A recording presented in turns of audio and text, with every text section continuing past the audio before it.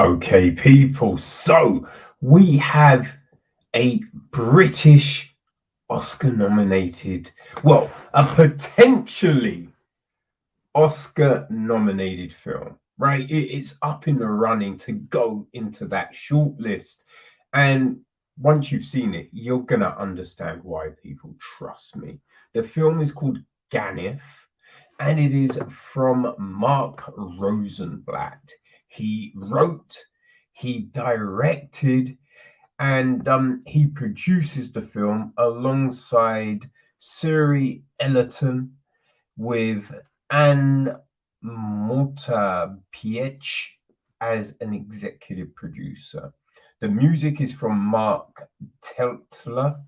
Cinematography is handled by Elena Maggi Gonales. It's edited by Maya Malofili. The casting was handled by Matilda James. Production design is Sophia Stocco. Art direction is Laura Lily Smith. Costume design is Shiara Abrahams. Makeup was handled by Carolina Pokulut and Kirsten Weller. And people, there's a host of other talented individuals working on this film. Our cast, well, we have young Ruthie, who is played by Izabella, oh gosh, Dziewanska. I think I butchered that one. Oh dear. The lady of the house, Mrs. Harith, is played by Lydia Wilson. Her husband, Mr. Harith, is played by Danny Sherman. And Lynn, the housekeeper, is played by Sophie McShera. Okay, people. And so the gist of the film is this: confusion escalates when a young little girl thinks she sees her beloved family cleaner steal a precious ornament. So, yeah. Now, people, this film, it is just under 13 minutes, but it tells a tale. It really tells a tale. Like, we open up with little Ruthie playing and having fun in the vast family abode. You know what I mean? She's doing what little kids do. You know what I mean? She's playing, having fun, being silly, and then we see her playing with Lynn, right? And from these interactions, we straight away we understand the innocence of this little girl, and we see the relationship that she has with the maid. Right? This isn't something new. They clearly have this bond. They've walked this dance before, right? We can see it because words don't need to be said. It's all instinctive, and this is so evident in what we see. You know, there is this charm about it all. It's just this flow. You know what I mean? It's just this innocent flow, these childish games. Uh, and when the mother returns, right, we also see that there is this kinship with Lynn. But then we also notice something else, right? You notice this, it's not aloofness, right? And you wouldn't say it's cold or standoffish, but there's a hesitance here, right? And so we wonder. But as the mother is, when she gets upstairs, right, and she's talking to Ruthie, our little girl, you understand, right? So I should say, you know, this is a period piece. It's set in 1962, right? 1962. So we're out of the war, but it's still very fresh. Second World War, people, you know, for those that don't know your history. But yeah, everything is still fresh. You know what I mean? And when you think, right, about 9/11, right, or July the 7th, these things happened, over a decade ago. But people still, every year, still are like, remember that day, right? Remember where we were in that day.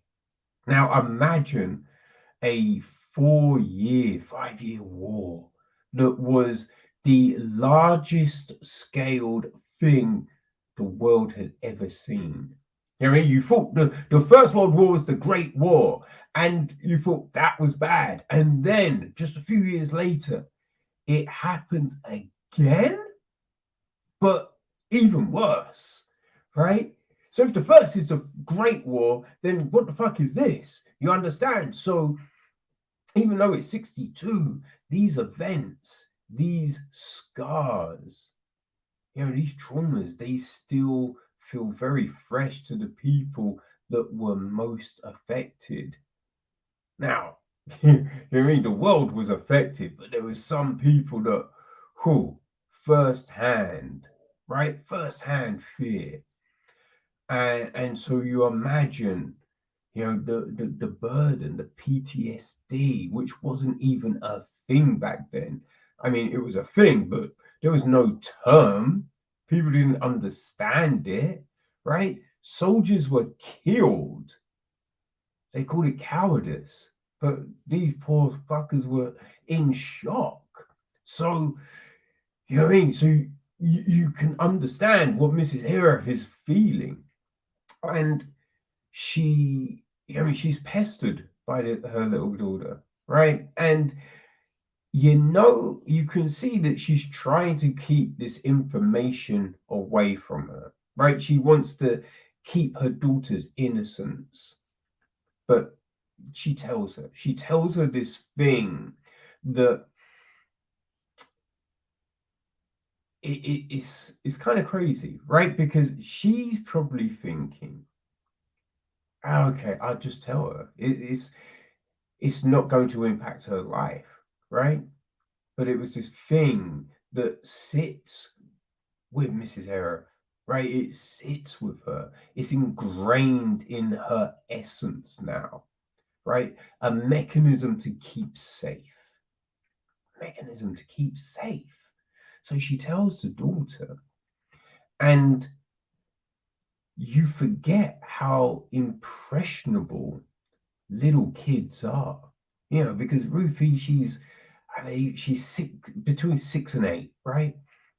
So imagine how impressionable you were at that point, right?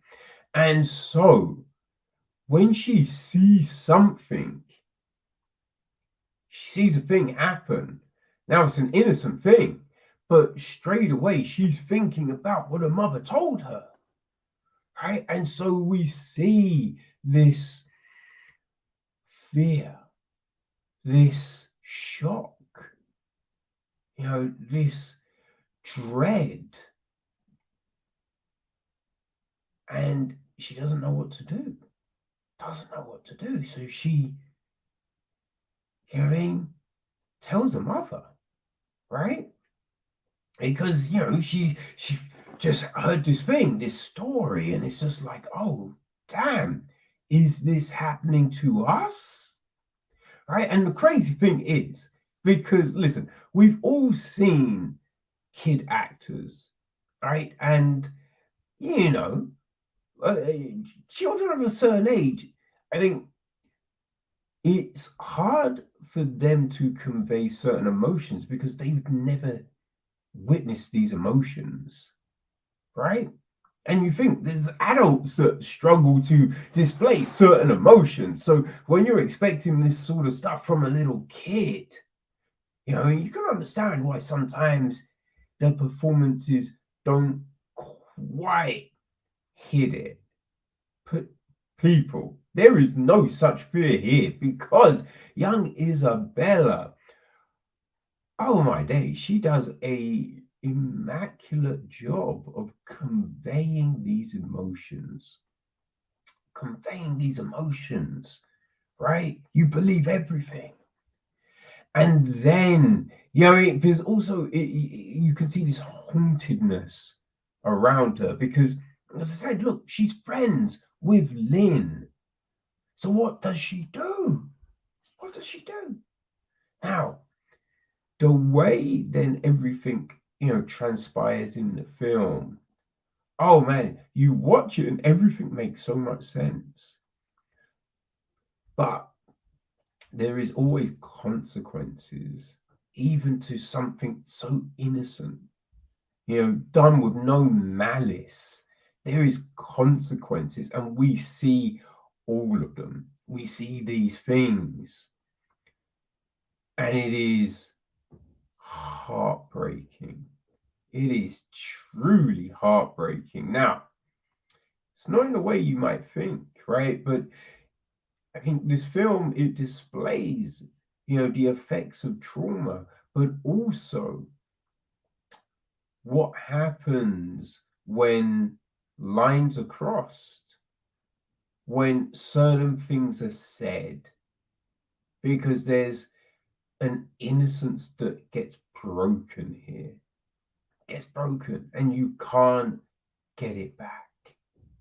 Like sometimes you take those things out of a box, right? Those items of clothing or whatever it is. But once it's out, you ain't ever getting it back in that box. You wonder to yourself, how did they pack this? How did they get this thing in this frigging box? Because I do not know. It's so small, so small. And that's what happens with innocence, because there's no way of getting it back. The hole is too small, right? The soul gets corrupted in a way, and all of these emotions, all of it is masterfully well, that wasn't masterful, was it? But no, our actors, they masterfully convey this story, that Mark has written. Now, it is not packed with dialogue, right? But the dialogue, although sparse, is very poignant, it's very concise, it hits to the heart of everything. And again, although not a lot of dialogue, all these relationships, all this connective tissue, it is so clear, right? Now, remember, people, this is under 13 minutes, but in this amount of time, we still get these relationships that feel fully fleshed out, right? We get this story that, although it's short, it feels so impactful. It is a remarkable feat. Like everything looks, really feeds into telling this story. The cinematography, the lighting, the the production design, the costume design, everything makes you feel like you're in 1962 London. You just, everything breathes this moment in time, and you're left with this event, right? This shard of a story that just embeds itself into your being, and you are just left so sad and wondering, because the ending, oh my god, like the ending, it just, man, it hits on this thing that you wonder, like, what is the way back now? Is there a way back? Is this it? Is this the end? There is a lot that you will think, a lot that you will ponder, and that, people, that is a tremendous thing to be able to do. Because you think about those films that have left you wondering what happened? Where does the story go?